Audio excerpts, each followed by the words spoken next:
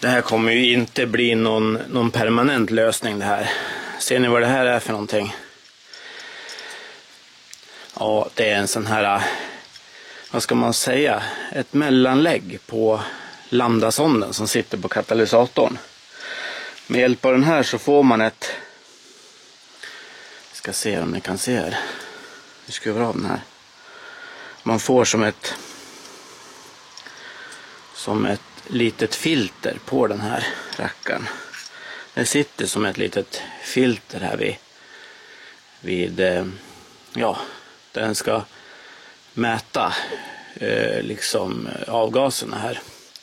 Så att är det så att det är någon liten procent här som ligger ovanför databoxens specifikation, då ska motorlampan och felkoden släckas med hjälp av den här. Men det här är som sagt, det här är ju bara ett litet test bara för att se om det fungerar.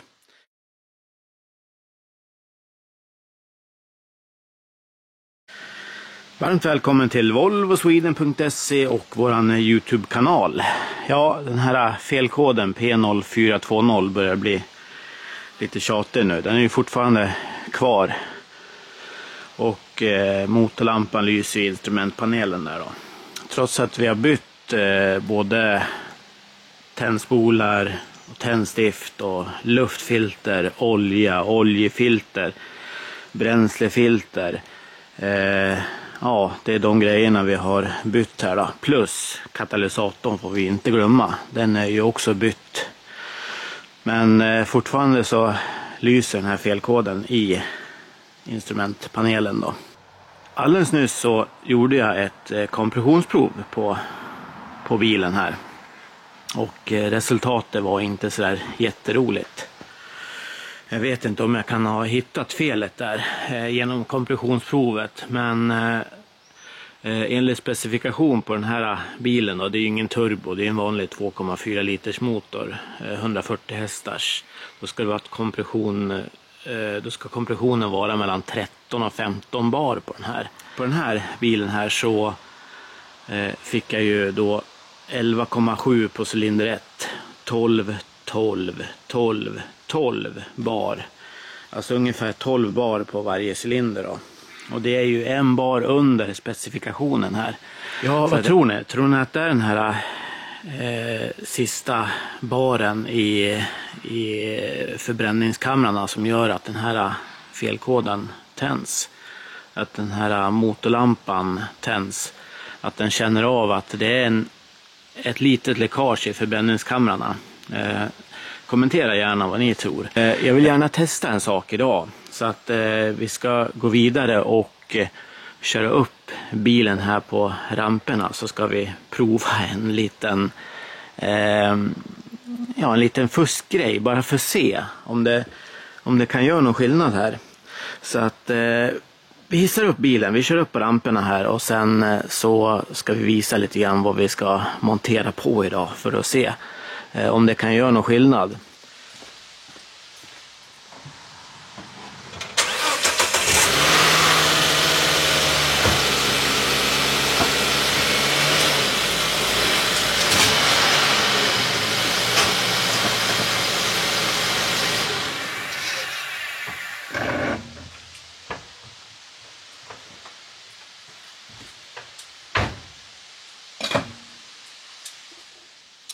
Så där, då kommer vi åt lite bättre här under då.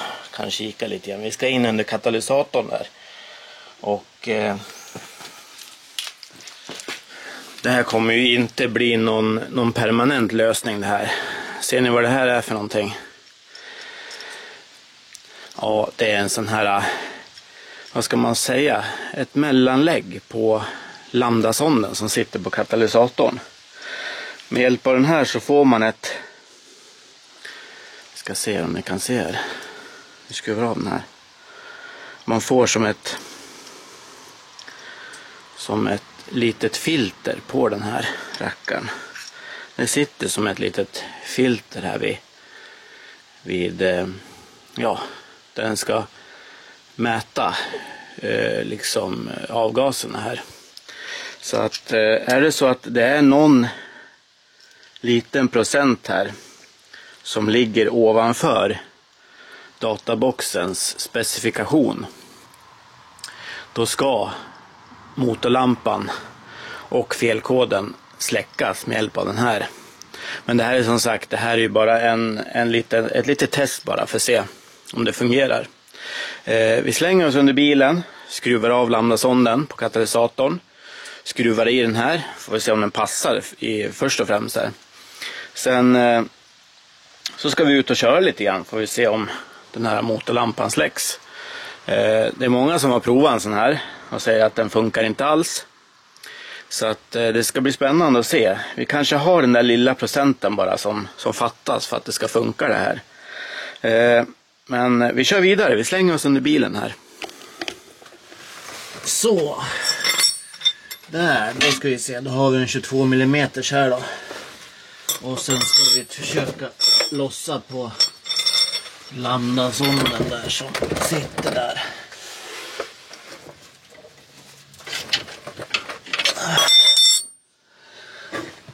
Så, då har jag fått bort den här kabeln som är ikopplad också här. Och sen ska vi ta och skruva ur den här. Vilket håll då? Nu ligger man upp och ner här.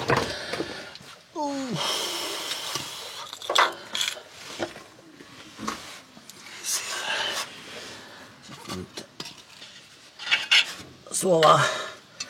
Då har vi ju fått bort lambdasonden härifrån. Och jag tänkte att vi även skulle byta lambdasond. Så att jag har en till utav den här bank 2 syresensorn där inne. Som jag har fått utav topcarparts.com. Så att vi monterar den tillsammans med den här fuskmojängen där. Så att jag ska rulla ut härifrån och hämta den här mellanlägget. Syresensor fusket. Ska vi se, eller fusk, jag vet inte om det är så mycket fusk. Men ja, vi ska göra det i alla fall. En grej man också kan göra här för att kontrollera så att syresensorn verkligen fungerar, det är ju kontinuitetsmäta förvärmningskablarna. Och på den här så är det faktiskt de här 2 svarta sladdarna här, svarta kablarna här, som är förvärmningen. Så att får vi då ett pip på de där 2 kablarna här, så då ska den fungera här. Då är liksom syresensorn hel här. Men är det så att man inte får något pip på de där 2, då är det bara hiva. Då är det bara att kasta den här syresensorn. Ska se. Och där hör ni pipet. Och vi får ju även ett litet resultat här som ja, ni kan inte se det, men ni hör pipet i alla fall. Så att den här gamla syresensorn, den ska ju vara helt okej då. Men det är klart, det kan ju vara andra fel också. Men det första testet man gör, det är alltid testa förvärmningskablarna. Så att jag ångrar mig lite grann här. Vi fortsätter och köra den här gamla syresensorn på den här fuskgrejen som jag hade då. Bara titta om lampan släcks. Är det så att den släcks eller att den är kvar, då tror jag vi ändå byter syresensor. Så att jag har ju en sprillans syresensor här, en Volvos original här, som jag har fått ifrån topcarparts.com. Så att, men vi spar den. Vi spar den här i alla fall. Så kör vi den gamla just nu. Så att vi ska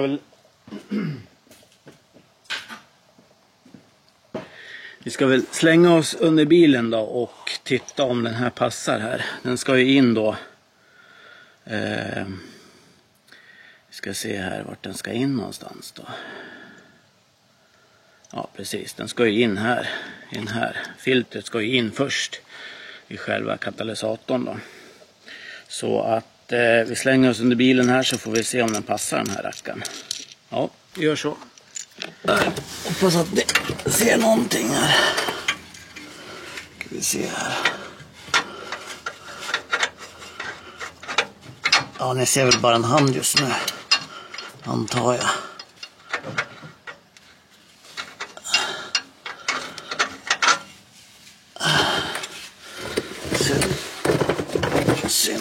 synd.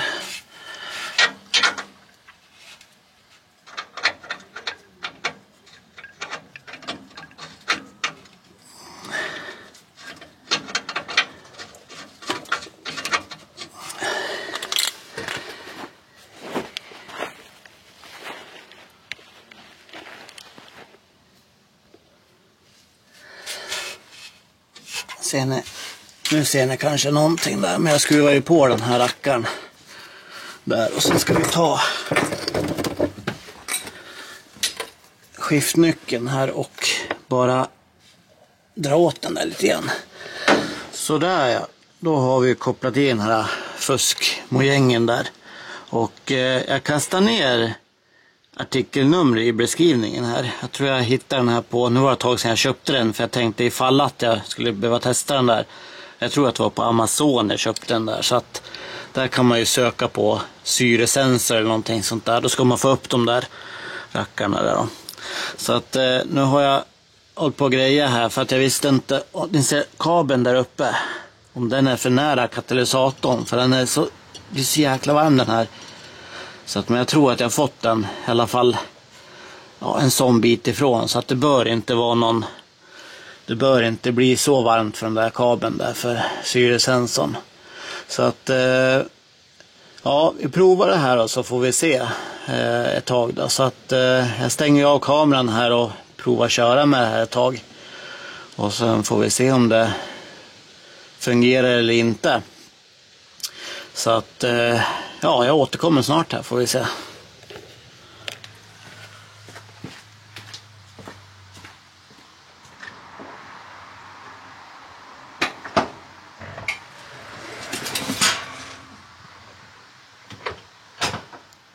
Så där, nu ska vi se. Det här är ju inte den bilen vi håller på med. Det här är grabbens bil. Det är ju en BMW, någonting som inte har blinkers i alla fall.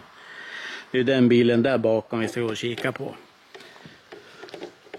Och ni kommer ju kanske ihåg då, ja, ni har ju nu sett det när vi bytte till den här adaptern, till den här mellanlägget till syresensorn här.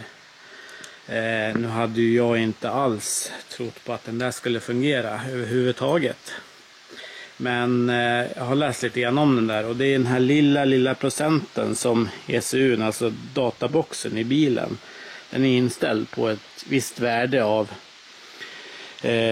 från katalysatorn. Och är den 1% över det värdet, då tänds den här check engine-lampan, motorlampan alltså där inne.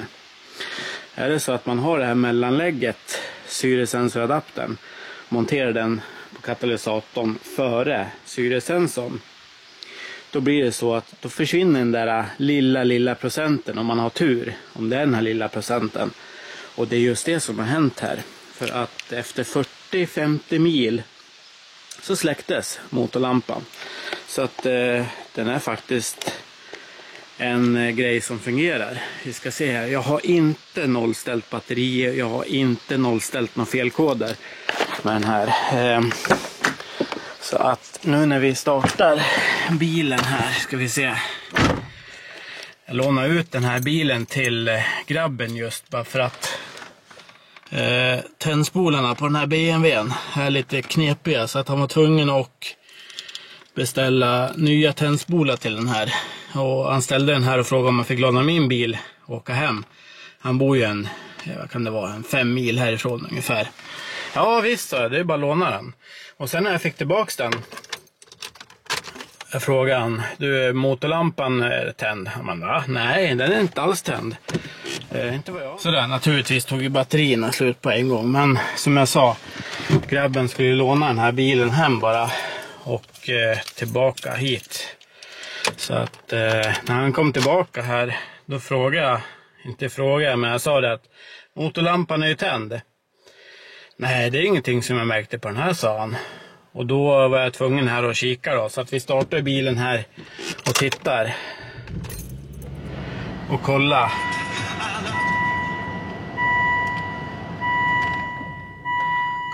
Kolla, den är faktiskt släckt. Så att den här adaptern eller mellanlägget till syresensorn på Bank 1 Sensor 2. Den fungerar faktiskt. Och det trodde inte jag, för jag har sett massa videos på där de har monterat en sån här och det fungerar inte alls. Men faktiskt så har vi fått bort motorlampan här. Ja, den fungerar faktiskt. Och jag vet inte om jag ska ha kvar den där adaptern nu. Det vet jag inte. Jag kanske tar bort den. Jag har inte bestämt så långt, men man blev ju ganska glad när man äntligen ser att den här motorlampan är helt borta här. Nästa steg vet jag inte riktigt, men att ni kanske har sett den förra videon när vi gör kompressionsprov. Vi fick ju inte riktigt enligt specifikation på den här. Och det är frågan om den där lilla sista baren på kompressionen gör att motorlampan är tänd.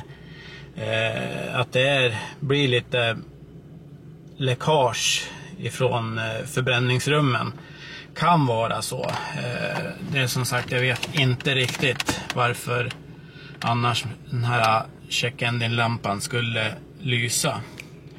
Så att ja, nej men ni som har en sån här adapter mellanlägg, skriv gärna om det har fungerat för er, för att jag har sett hur mycket information som helst på de här adapterna mellanläggen där det inte alls har fungerat. Så att, men jag gav det också lite tid, ungefär 40-50 mil körde jag med den här adaptern till syresensorn, så att jag nollade inte koderna heller efter jag satte på den, utan den fick nolla sig själv helt enkelt. Så att ja, det här var väl inte en sån här jättevanlig video som vi brukar ha på kanalen, utan det här var ju mera som ett test som du kan testa dig fram. Som sagt, om du nu tycker den här, som jag tycker den här motorlampan, man går och tittar på den hela tiden när den sitter och lyser där. Och man blir ju kall varje gång den där tänds, då man har nollat felkoden och allting. Och sen när den plötsligt dyker upp igen, det går som en iskall vind genom hela kroppen när den där lyser. Så att man får ju lite tics utav den där lampan, i alla fall jag. Och det är skönt att slippa se den där. Men ja, det är som sagt, jag skriver artikelnummer här nere i beskrivningen på den här adaptern om ni nu vill prova själva. Det finns ju jättemånga olika sorter och utseenden på en sån där adapter. Så att tryck gärna tumme upp på videon, glöm inte prenumerera, så ses vi i nästa video. Tack för mig, hej!